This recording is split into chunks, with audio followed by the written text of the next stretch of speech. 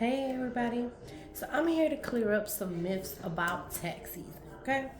So one of the things that I think I hear a lot of people say is a big refund, or I'm getting about $30,000 back or $15,000 back. And if we could just deal with the word refund, usually, like if you go to the store and you purchase something and you give them money or tender and then you take it back because they owe you something because you're returning what you didn't get. That is a refund. So when we're talking taxes, we're talking about you overpaid somewhere. And so that portion of what you overpaid because you didn't report your initial information to match up with what you're filing. So you may have an overpayment. Also, there are what you call credits. Okay. So for some people in some tax brackets that have dependents and these type of things may be eligible for credits. Now some credits are not refundable credits. They just reduce your tax liability. But let's just stick to the refund. So the refund can be comprised of an overpayment and tax credits. If you are not eligible for these tax credits, that means that you overpaid somewhere.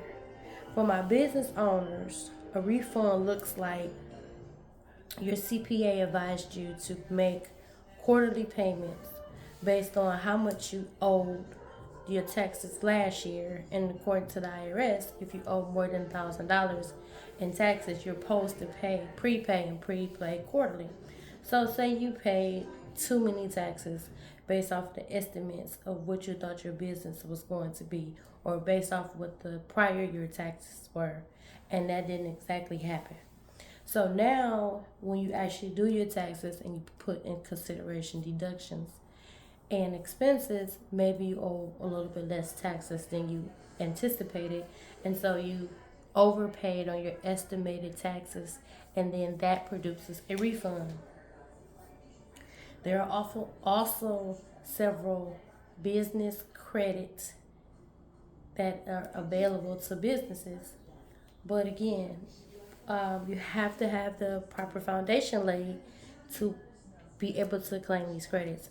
One example that I did with one of my customers is she was potentially eligible for the employee um, credit.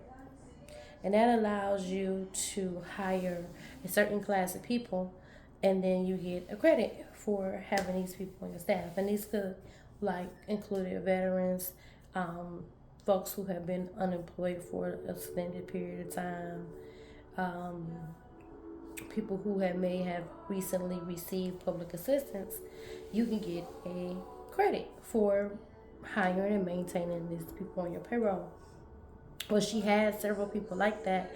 However, there's paperwork and there's steps that you have to take in order to be able to take that credit. And so she missed out on about $8,900 in business credits because we were not set up correctly to receive that credit from the paperwork that you have to fill out with the IRS.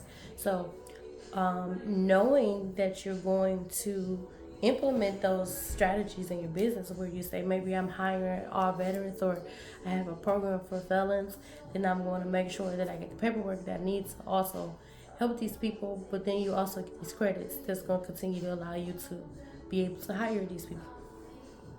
So it's just getting to know things you don't know, but you don't know, and that's okay.